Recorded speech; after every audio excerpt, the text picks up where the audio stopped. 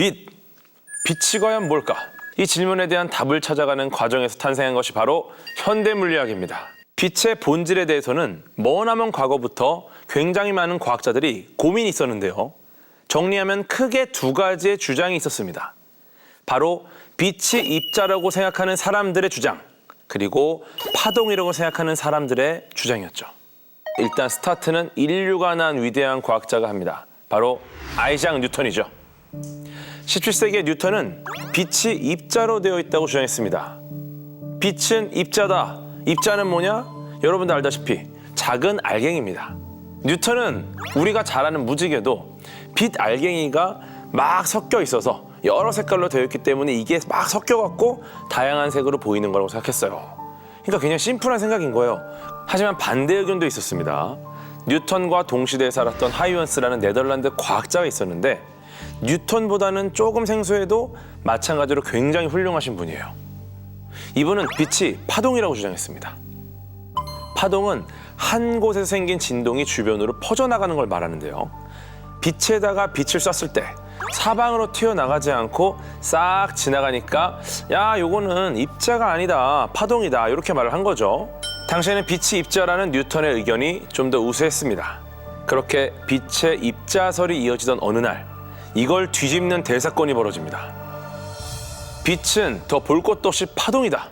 이렇게 논란을 잠재워버린 역사적인 실험이 등장한 건데요. 정말 유명한 실험이에요. 바로 19세기 초에 토마스 영이라는 과학자가 한 이중 슬릿 실험. 네, 과학이 생긴 이래로 정말 수많은 실험이 있었는데요. 빛의 이중 슬릿 실험은 언제나 레전드 실험으로 손꼽힙니다. 정말 과학자들이 너무나 사랑하는 실험입니다. 이 실험을 이해하려면 먼저 파동의 성질을 좀 아셔야 됩니다. 수조에 물이 담겨 있습니다. 제가 이렇게 실로폰 막대로 치면요, 한쪽에 파동이 생깁니다. 그리고 다른 막대로 다른 쪽에도 또 파동을 만들어요.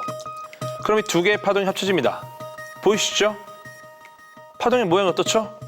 굵어졌다가 아무것도 없는 것처럼 보이다가 또 굵어졌다가 이런 식으로 뜨문뜨문 형태가 나타납니다.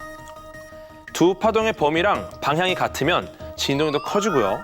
범위랑 방향이 반대면 서로 상쇄돼서 진동이 작아지기 때문에 그런데요. 파동의 중요한 특징이 바로 파동끼리 만났을 때의 이런 간섭 효과입니다. 여기까지 보셨으면 이제 이중슬릿 실험을 이해하실 준비가 되셨습니다. 토마스 영이라는 과학자가 한 이중슬릿 실험은 빛을 스크린에 통과시키는 실험입니다. 슬릿은 아까 말씀드린 것처럼 기다란 틈을 말하는데요. 이 슬릿이 두 개가 있기 때문에 이중슬릿입니다. 보시면 이렇게 두 군데가 뚫린 금속 스크린에 빛을 쏴서 뒤쪽의 벽에 어떤 무늬가 나타나는지 실험을 했습니다. 만약에 빛이 입자라면 벽에는 슬릿 모양 그대로 딱 두 줄의 밝은 선이 보여야겠죠. 그런데 실제로는 무슨 일이 일어났냐?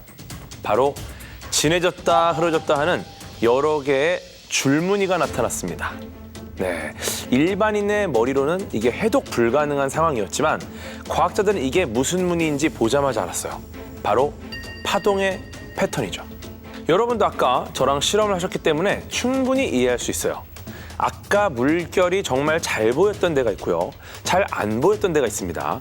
요게 벽에 가서 닿는다고 생각해 보시면은 파동이 강해지는 쪽에는 밝은 줄무늬가 생기고요. 파동이 약해지는 곳은 비교적 어두운 줄무늬가 생기게 됩니다. 빛이 입자라면은 이런 일은 생길 수가 없어요. 그런데 파동이기 때문에 이런 무늬가 나온 겁니다. 그래서 이중슬릿 실험은 빛이 파동이라는 걸 똑똑히 보여주는 실험이 됐습니다. 그런데 문제는 또 생겼어요. 이렇게 정리되는 줄 알았던 빛의 정체가 또다시 미궁에 빠집니다. 빛이 파동이라면 설명할 수 없는 현상이 나타났기 때문인데요. 바로 광전 효과라 불리는 현상입니다. 금속 같은 물질에 빛을 쪼이면 금속 내부에서 돌아다니던 전자가 에너지를 얻어서 밖으로 튀어나오는 현상을 말합니다. 전자가 발견되기 전에는 그냥 빛을 쪼이니까 희한하게 전기가 흐르더라, 이 정도로 우리가 이해하고 있었던 현상이죠. 토마스 영의 실험을 보면 빛은 묻지도 따지지도 말고 파동입니다. 그런데 파동이라는 건요, 세기가 세지거나 진동을 많이 하면 에너지가 커져야 됩니다. 무슨 얘기냐면요, 빛을 금속에 오래오래 쪼여주면 파동의 진동수가 작아도 금속의 에너지가 흡수가 돼서 시간이 지나면 전자가 튀어나와줘야 한다는 얘기예요. 그러니까 돈을 조금씩 넣어도 어느 정도 돈이 쌓이면 그게 충분히 돈이 쌓여서 물건을 살 수 있다는 거예요. 그런데 실제로 실험을 해보면 전혀 다른 결과가 나왔습니다. 아무리 빛의 세기가 약해도 빛의 진동수만 충분하면 전자가 바로 튀어나와요. 그리고 진동수가 작으면 아무리 빛을 오래 쪼여줘도 전자가 튀어나오지 않는 거예요. 파동의 특성만 가지고는 광전 효과를 완벽하게 설명할 수가 없는 거죠. 이러니까 과학자들은 머리가 복잡해졌습니다. 야, 하나를 밝혀놓으면 하나가 설명이 안 돼. 다 된 줄 알았는데 또 다 된 게 아니야. 골치가 아플 수밖에 없는 상황이죠. 하지만 여러분, 영화 인터스텔라에 나오는 제가 참 좋아하는 대사가 있습니다. We'll find a way. We always have. 우리는 방법을 찾을 것이다. 늘 그랬듯이. 멋진 말 아닙니까? 우리는 언제나 방법을 찾습니다. 바로 이 광전 효과를 설명하기 위해 한 명의 젊은 구원투수가 등장합니다. 바로 우리 모두가 알고 있는 희대의 천재과학자 알베르트 아인슈타인입니다. 아인슈타인은 빛에게 입자의 성질이 있다고만 하면 파동으로 설명할 수 없는 이 광전 현상이 쉽게 설명된다고 말했어요. 빛이 그냥 알갱이라면 빛의 진동수가 클 때 이 입자의 에너지도 같이 커져서 금속의 전자를 탁 쳐가지고 내보내는 거다. 마치 당구 치듯이 라는 거죠. 파동으로는 해석할 수 없던 것들이 순식간에 이걸로 해결되는 겁니다. 광전 효과를 잘 설명한 덕분에 아인슈타인은 1921년에 노벨 물리학상을 받게 됩니다. 정말 위대한 이론을 저희가 상대성 이론으로 알고 있잖아요. 그런데 상대성 이론이 아니라 이걸로 상을 받았어요. 왜냐? 아직도 상대성 이론은 너무 어려우니까 이해를 못하는 거예요. 그래서 비교적 이해하기 쉬운 이걸로 상을 받았습니다. 그러면 이제 빛은 입자라는 거야, 뭐야? 결론이 어떻게 났나 궁금하시죠?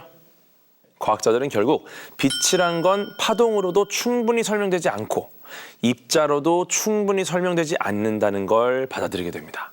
즉, 빛은 두 가지 다 입자이자 파동이고요. 두 가지 다 아니기도 한 겁니다. 이게 무슨 말이죠? 이렇게 어려운 말이 바로 빛의 이중성입니다. 네, 진짜 이거 너무 답답하다. 이게 뭐라는 거야 이게 여태까지 들었는데 결론을 안 내주잖아요. 그죠? 왜 둘 중에 하나가 아닌 거야? 뭐가 이중성이야? 우리의 뇌는 결론이 안 난 상태를 굉장히 싫어해요. 네, 우리는 좀 깔끔한 걸 원해. 하지만 여러분, 우리가 모르는 게 얼마나 많습니까? 그러니까 여기까지 도달을 한 거고 그 이상의 무언가는 아직 우리가 모르는 거죠. 현재 우리의 인식 체계로는 빛이라는 건 이중성을 지니고 있다라고 하는 게 가장 과학적이고 그나마 최선인 거예요. 네, 무엇보다 이런 이중성을 인정하고 접근을 했더니 나쁘지 않게 자연현상을 굉장히 성공적으로 예측하고 설명할 수 있다는 겁니다. 중요한 건 그거예요. 이렇게 빛의 이중성을 받아들이면서 과학자들은 또 다른 궁금증을 갖게 됐습니다. 잠깐만, 생각해보니까 혹시 빛만 그런 게 아니라 다른 물질도 이렇게 이중성을 가진 건 아닐까? 그러니까 빛은 입자야, 아니야 파동이야, 아니야 둘 다야 이러니까 그래? 그러면은 이 바닥에 있는 이 모래 알갱이는 입자야, 아니 파동 아니야? 그럴 수도 있겠네? 이렇게 된 거죠. 그래서 빛의 이중슬릿 실험처럼 아주 작은 전자를 또 이중슬릿에 통과시키는 전자를 이용한 이중슬릿 실험을 합니다. 결과는 어땠을까요? 전자, 여러분 전자는 명확한 입자입니다. 빛처럼 얘는 도대체 뭐야? 이런 게 아니에요. 그냥 정확히 입자로만 알고 있던 전자입니다. 실제로 전자는 우리가 광집계라는 걸로 하나를 이렇게 집을 수가 있어요. 이게 입자인 거야. 근데 실제로는 파동 특유의 간섭무늬, 간섭 효과가 패턴으로 나타난 거죠. 그러니까 뭐야? 전자도 입자가 아니야? 결국 빛도 전자도 입자와 파동 둘 다의 성질을 가지고 있다는 겁니다. 이 결과를 놀라운 문장으로 한번 바꿔 말할 수 있는데요. 바로 여러분과 저, 우리를 이루는 입자들 또한 파동이라는 겁니다. 그러니까 빛 파동, 전자 파동, 그러면 연필도 파동, 고양이도 파동, 여러분도 파동, 나도 파동. 그냥 우리의 몸을 파동의 복잡한 결합으로 바라볼 수 있다는 거죠.